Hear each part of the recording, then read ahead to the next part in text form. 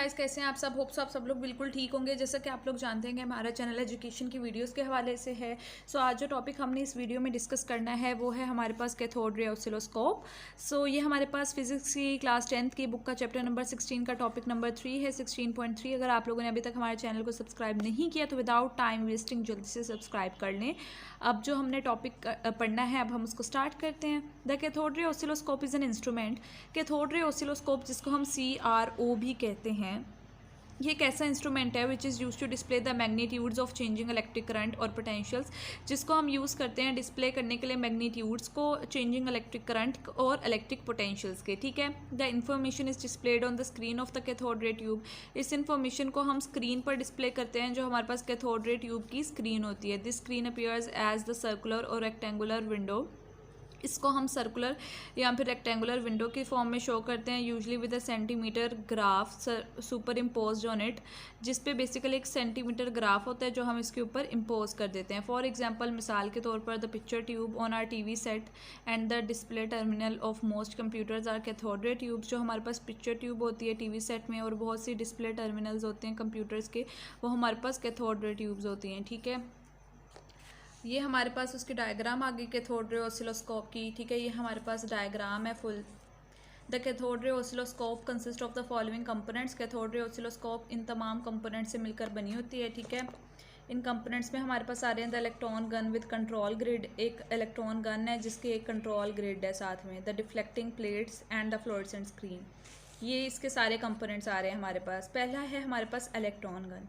The electron gun consist of an electron source. Electron gun electron source से मिलकर बनी होती है, which is an electrically heated cathode, जो कि एक इलेक्ट्रिकली हीटेड कैथोड होता है। डैट इजेक्ट्स इलेक्ट्रॉन्स, जो इलेक्ट्रॉन्स को इजेक्ट करता है। ठीक है, electrons gun also has an electrode called grid G for controlling the flow of electrons in the beam. Electron gun basically एक इलेक्ट्रोड ही होता है जिसकी ग्रिड होती है G, जिसको हम यूज़ करते हैं कंट्रोल करने के लिए इलेक्ट्रॉन्स की बीम को। ठीक है, the grid is connected to a negative potential.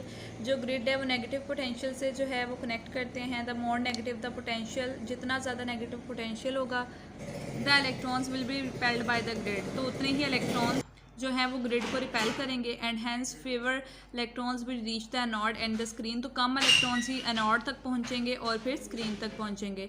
The number of electrons reaching the screen determines the brightness of the screen. जितने भी नंबर ऑफ इलेक्ट्रॉन्स हैं जो स्क्रीन तक पहुंचेंगे वो स्क्रीन की जो है वो ब्राइटनेस उसको डिटरमाइन करेंगे। Hence the negative potential of the grid can be use as the brightness control.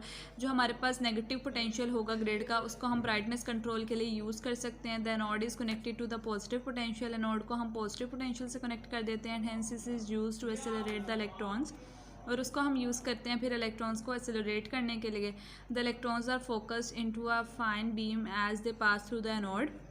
Electrons जो हैं वो बेसिकली फिर फाइन बीम की तरफ फोकस होते हैं, जिस तरह से वो एनोड से पास आउट हो रहे होते हैं उसी तरह से वो फोकस होते हैं। ठीक है, उसके बाद है हमारे पास deflecting plates. After leaving the electron gun को छोड़ने के बाद electron beam passes through the pair of horizontal plates.